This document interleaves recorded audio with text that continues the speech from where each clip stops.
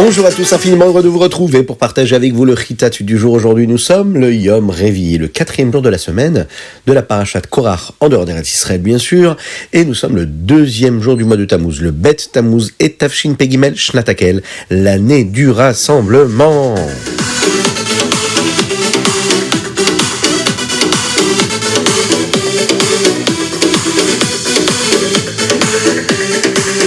Nous allons commencer tout de suite avec le Chumash. Aujourd'hui, Akadosh Baruch Hu se rend compte que les bénis Israël commencent à se plaindre. Ils se plaignent de ce qui est arrivé à Korach.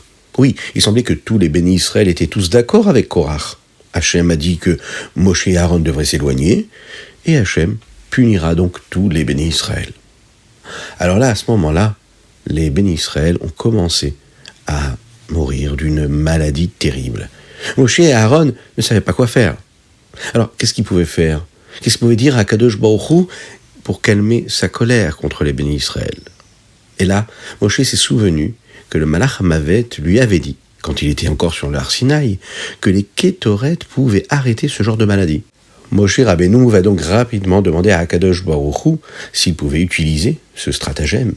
Et voilà qu'Akadosh Baruch Hu accepte. Alors, Moshe va dire à Aaron d'aller courir chercher des kétoret et de prendre du misbéach, ces kétoret, pour sauver les bénis Israël. Aaron va prendre les kétoret et a couru dans la foule des bénis Israël qui est en train de mourir. Et là, la maladie s'est arrêtée. Au début, le Malach Hamavet était contrarié, car Aaron ne le laisse pas faire son travail. Oui, puisque le Malach Hamavet avait reçu ce travail-là, qu'Akadosh Baruch Hu lui avait demandé de faire. Mais Akadosh Baruch Hu va lui donner des instructions très précises. Il va lui dire, voilà, les gens doivent cesser de mourir de la maladie. Ils doivent continuer à vivre. Avant que cela se produise, les gens pensaient que les Ktoret étaient tout simplement dangereux. On le sait, puisque Nadav et Avihu étaient morts à cause de ça, parce qu'ils avaient apporté des Ktoret sans y avoir été invités.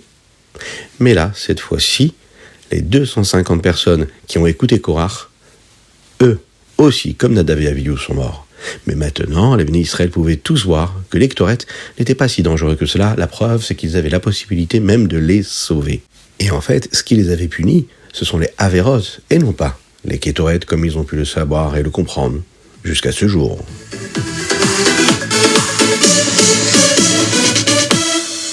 Et nous passons tout de suite au Tehilim du jour. Aujourd'hui, nous sommes le 2e jour du mois de Tammuz, nous sommes le Bet Tammuz. Et dans les Télim du jour, nous allons lire du chapitre 10 au 17. Dans le chapitre 13, il y a une phrase que vous connaissez qui dit comme ça.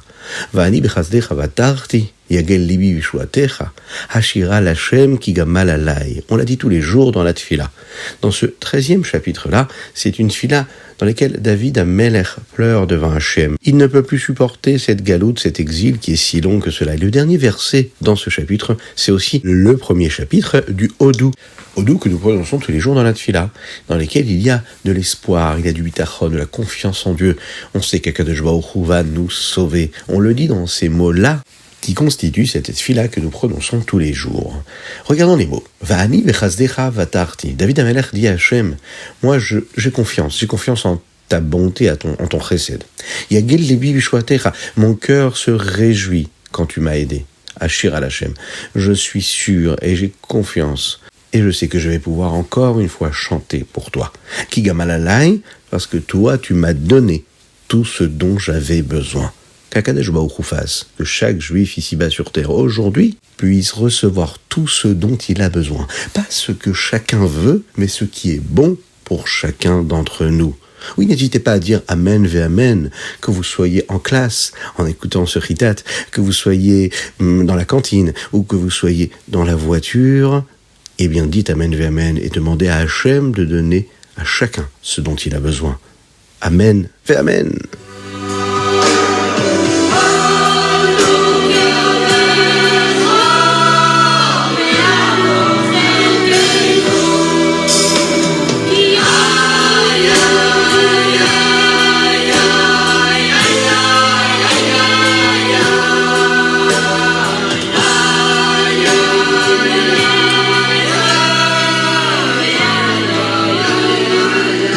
Et nous passons tout de suite au Tanya du jour. Aujourd'hui, nous sommes dans le 10e chapitre du Sha'ar Ha'ichud Ve'emuna. On continue à parler d'Akadosh Baruch Hu. Si Dieu est un et que tout est une seule chose avec Dieu, alors comment est-ce que les choses évoluent et elles changent? Aujourd'hui, dans le Tanya, nous allons étudier et comprendre comment Akadosh Baruch Hu a pu créer un monde et qu'il a utilisé toutes les sphirotes, les différentes forces. Akadosh Baruch Hu est unique et chaque chose avec laquelle il utilise dans ce monde-là a cette particularité d'être un avec lui.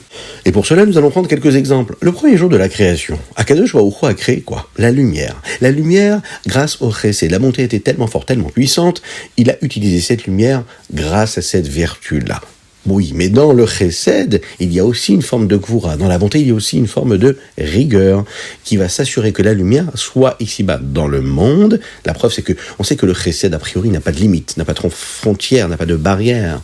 La gvura, elle, c'est une forme de rigueur. Et la rigueur, c'est ce qui crée les limites, qui crée les cadres.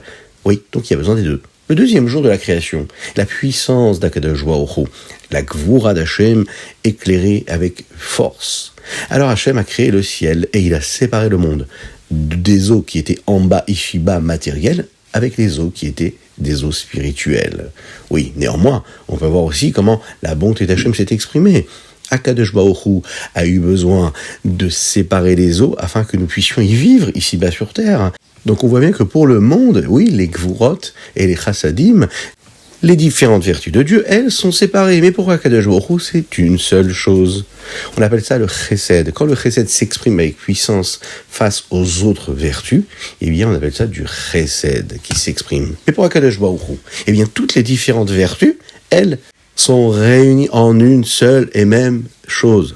Enfin, quand on dit chose, nous parlons ici d'Hachem. C'est-à-dire que c'est un seul élément et non pas différents éléments qui se rejoignent et qui s'unissent. C'est un seul élément unique. Un, Akadosh Baruch Hu. Hachem Elokeinu, Hachem Echad.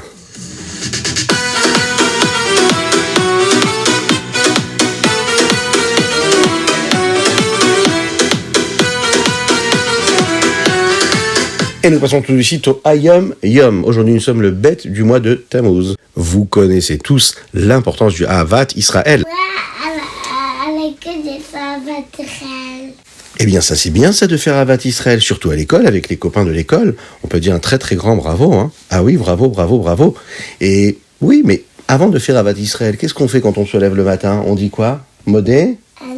Modé ani lefanecha. Mais les chai kayam she'echet zartabi nishti bechem la chaba emunatecha. Bravo, bravo, bravo, bravo. Modéani, Netilat Yadayim, les brachot du matin, et ensuite on n'oublie pas de mettre une petite pièce dans la tzedaka. Eh oui, parce qu'une petite pièce dans la tzedaka, et Mashiach arrivera, une petite pièce dans la tzedaka. Et Mashiach arrivera. Bravo, bravo, bravo, bravo. Alors, dans le Sidour, il est dit comme ça. Au début de la prière, des birkot hashachar, des bénédictions du matin, il est dit comme ça. Nachon lomar kodem atefila areni mekabel alay mitzvat aseh shel ve'ahavta l'iracha kamocha. C'est ce qui correspond à ce que nous devons dire ici. C'est-à-dire de montrer à Akadosh Baruch Hu qu'on prend sur nous la mitzvah de Ahavat Israël, d'aimer son prochain. Et pourquoi le Admor Zaken a choisi de mettre cette phrase dans le Sidour?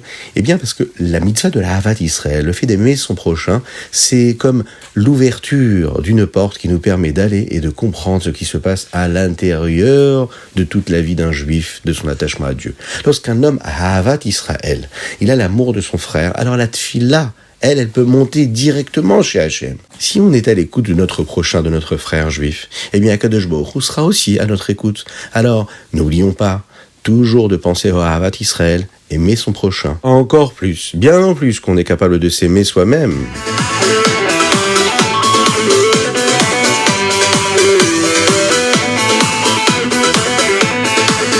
Et nous passons tout de suite au Rambam. Aujourd'hui, nous concluons les Ilchot Shkalim et nous passons au halachot qui concerne le Kiddush HaChodesh. Dans le Rambam, nous allons terminer les halachot que nous avons abordés hier, à savoir le Machatzit HaShekel. Et nous commençons à aborder les lois qui concernent le Kiddush HaChodesh. Lorsque le Beit Din devait décider quand est-ce que le Chodesh, le nouveau mois, pouvait commencer. puisqu'on sait que dans le mois, il peut y avoir 29 ou 30 jours, en fonction du renouvellement de la lune. Si une personne voit la lune qui arrive, eh bien, elle devait tout de suite aller voir le Beth Din, le tribunal, et là, le Beth Din avait des questions très précises à lui poser, afin de s'assurer qu'il disait bien la vérité. Comment est-ce que le Beth Din, lui, savait s'il disait la vérité ? Eh bien, il y a différentes façons de le savoir. Comment est-ce que la lune devait être vue dans des mois précis et des moments et des endroits précis de l'année ?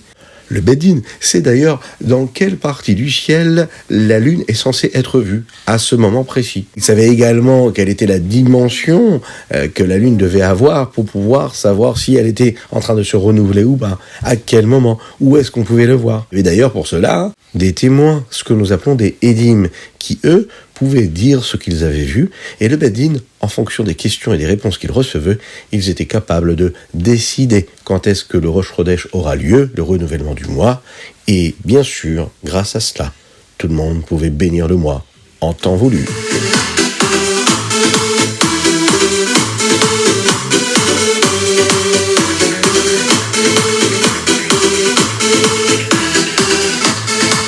Et voilà, c'était le Chitat du jour. Nous avons abordé ensemble les différentes études qui sont propres à chacune et chacun d'entre nous. Vous savez qu'aujourd'hui, nous sommes quasiment la veille de Gimel Tammuz, à partir de ce soir. C'est un jour qui est tellement particulier. Il faut se concentrer sur tout ce que nous faisons. Dans le dernier Mahamar, le dernier discours que le Rabbi a distribué à tous les chassidim, qui s'appelle le Mahamar Ve'ata Tetzavé, que nous devons étudier comme il faut. Dans ce discours, le Rabbi nous parle de ce que ressentent les Juifs lorsque la vie commence à être très difficile. Ça cause en fait beaucoup de mal au corps, mais aussi à l'âme. L'âme a du mal à éclairer. Eh bien, c'est à ce moment-là précisément qu'il y a une force infinie dans l'âme de chacun qui lui permet de rejaillir et d'éclairer toutes les difficultés. C'est comme lorsque l'on veut faire sortir de l'huile à partir d'une olive. Eh bien, il faut la presser, il faut l'écraser afin qu'il y ait beaucoup d'huile qui sorte. Lorsque les bénis Israël, lorsque le peuple juif a vécu des difficultés à travers l'histoire, lorsque les Juifs vivaient par exemple en Russie, et l'accomplissement de la Torah Mitzvot leur était interdit, c'était très difficile pour eux, mais le Haïtsem Aneshama, l'essence même de leur âme, leur a donné la force d'accomplir toutes les mitzvot comme il fallait. De nos jours, Baruch Hashem, grâce à Dieu, nous n'avons pas tous ces problèmes. Et cette force de l'âme est encore en nous, et elle est là et nous permet d'éclairer. Le Rabbi nous dit, Akadosh Baruch Hu est avec nous à travers cette force-là. Il nous donne toutes les énergies pour transformer le monde qui nous entoure avec toute la lumière qu'il nous offre. Il faut savoir, le Rabbi nous dit qu'il y a un Moshe Rabbeinu dans chaque génération qui lui nourrit chaque juif. Il lui donne de la Emouna, de la confiance en Dieu. Et il lui donne les forces de ressentir cet attachement qu'il a avec Akadosh Baruch Hu. Et le Moshe Rabbeinu de la génération, eh bien, nous aide à nous comporter comme Akadosh Baruch Hu nous demande, et il nous permet de bien choisir ces forces-là, de les utiliser comme il faut. Le Rabbi, qui est le Moshe Rabbeinu de notre génération, nous demande ici de prendre conscience de tout ce que Dieu nous a donné comme force. Et il nous aide à les utiliser comme il faut. On doit ressentir cette douleur-là, la douleur que Mashiach n'est pas encore là. Et donc, on doit se demander qu'est-ce qu'on peut faire encore pour hâter la venue du Mashiach, pour faire en sorte que le Beth Amikdash soit construit, pour que la Géoula arrive. Ça permet en fait à Neshama d'éclairer. Ça va nous aider à utiliser toutes ces forces-là pour Hachem, faire tout ce qui est dans notre pouvoir pour amener la délivrance totale.